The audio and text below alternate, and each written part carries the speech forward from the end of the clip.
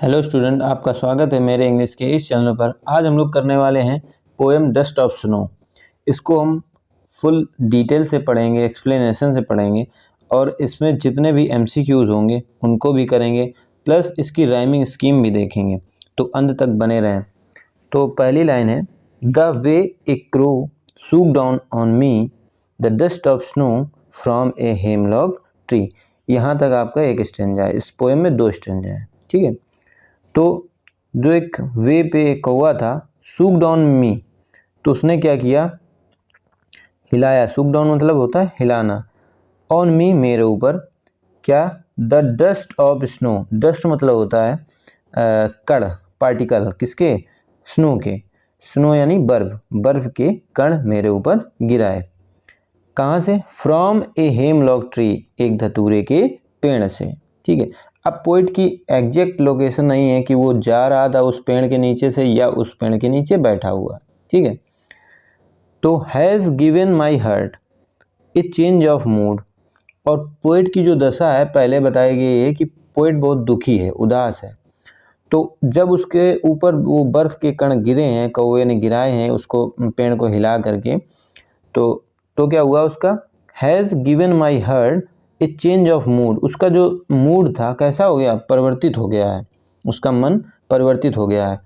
And save some part of a day, और उसका जो पूरे दिन से वो उदास था, दुखी था, ठीक है। आई हैड रूड मतलब वो क्या था, दुखी था। तो उसका जो सम पार्ट था एक दिन का कुछ वो उसका सेव हुआ है, मतलब कि उस समय वो दुखी नहीं था, तो उसका मन परिवर्तित हुआ है, ठीक है। तो अब हम इसके देते हैं MCQs.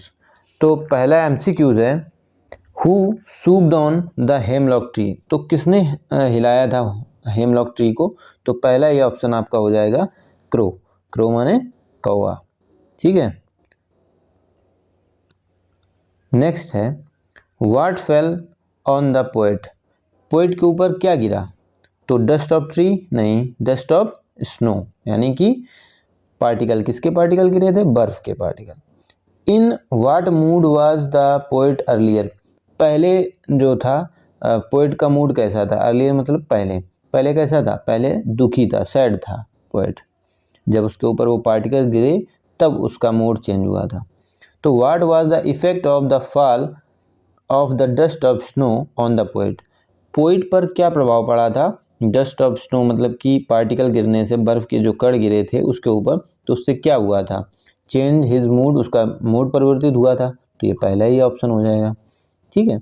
What was saved for the poet, poet का क्या सेव्ड हुआ था। तो जब उसने कण गिराए थे तो उसका some part of the day, यानी कि तो दिन का कुछ उसका हिस्सा सेव्ड हुआ था। तो आगे बढ़ते हैं। The poet sage of a day I had rude, what is the meaning of rude. तो इस लाइन ये एक दी गई है, तो इसमें र्यूड का मतलब क्या है। तो र्यूड का मतलब है, होता है हेल्ड इन रिग्रेट, ठीक है, कि दुखी में बने रहना, दुख में, पछतावा में बने रहना, ठीक है। The name of the poetry device use in the line and saved some part. तो इसमें क्या है कि आपका, इसमें फिगर ऑफ स्पीच यानी हिंदी में बोलते हैं अलंकार जिसको, ठीक है। तो इसमें हो जाएगा एलिट्रेशन। एलिट्रेशन को हिंदी में बोलते हैं अनुप्रास अलंकार, जिसमें एक जो वर्ण होता है पहला लेटर वो बार बार आए। तो इसमें देखो एस आ रहा है बार, फिर आया दोबारा, ठीक है। तो इसमें एस की जो है बार बार रिपीटेशन हो रही है, इसलिए इसमें एलिट्रेशन अलंकार होगा, ठीक है, फिगर ऑफ स्पीच होगा, जिसको पोएट्रिक डिवाइस भी बोलते हैं, ठीक है। आगे बढ़ते हैं। अगला क्वेश्चन है, what does dust of snow represented, बर्फ़ के कण हैं क्या रिप्रेजेंट करते हैं। तो पहला ही ऑप्शन हो जाएगा आपका हीलिंग पावर ऑफ नेचर। तभी तो देखो उसका मूड पहले दुखी था, अब उसने क्या किया, जहाँ बर्फ़ के कण उसके गिरे ऊपर तो क्या हो गया, उसका मूड परिवर्तित हो गया, हील कर दिया उसको, ठीक है। अगला क्वेश्चन है, what the crow and hemlock tree symbolize.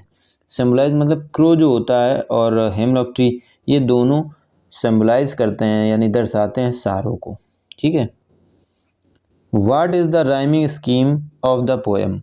तो अब इसकी राइमिंग स्कीम कैसे निकालते हैं वो देखते हैं। तो राइमिंग स्कीम जो है, तो उसमें क्या होता है, आपको साउंड देखना है, लास्ट वाले जो वर्ड हैं उनके साउंड देखना है, जो सेम होंगे तो उनको सेम एक हमें नेम देते चलना है कि एक साउंड का एक नेम। जैसे कि क्रो पढ़ा आपने तो क्रो को दे दिया हमने ए, ठीक है। अब फिर डाउन ऑन मी आ गया तो इसको हमने दे दिया बी साउंड, ठीक है। अब स्नो, देखो क्रो और स्नो ये दोनों सेम साउंड के हैं, ठीक है। तो इसको ए दिया था तो सेम साउंड वाले को सेम नेम देंगे, इसको भी हमने ए दे दिया, ठीक है। हेमलॉक ट्री, देखो मी और ट्री ये दोनों सेम साउंड कर रहे हैं तो इसको हमने क्या दे देंगे, बी दे देंगे, ठीक। हर्ट ये अलग हो गया, न क्रो से मिल रहा है न मी से मिल रहा है तो इसको हम अलग एक नेम दे देंगे, क्या दे देंगे, सी दे देंगे। मूड ये भी अलग है तो इसको भी हम डी दे देंगे, अलग नेम इसका। पार्ट, देखो हार्ट और पार्ट ये सेम है तो इसको भी हम क्या दे देंगे नेम, सी दे देंगे, क्योंकि हार्ट का क्या था, सी था, तो वही नाम दे देंगे। मूड और र्यूड ये देखो सेम साउंड दे रहा तो इसको भी हम सेम नेम दे देंगे।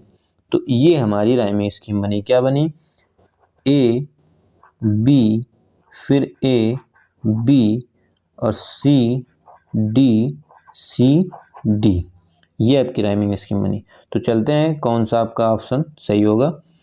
तो इसमें ए बी सी डी, तो आपका B option is correct answer.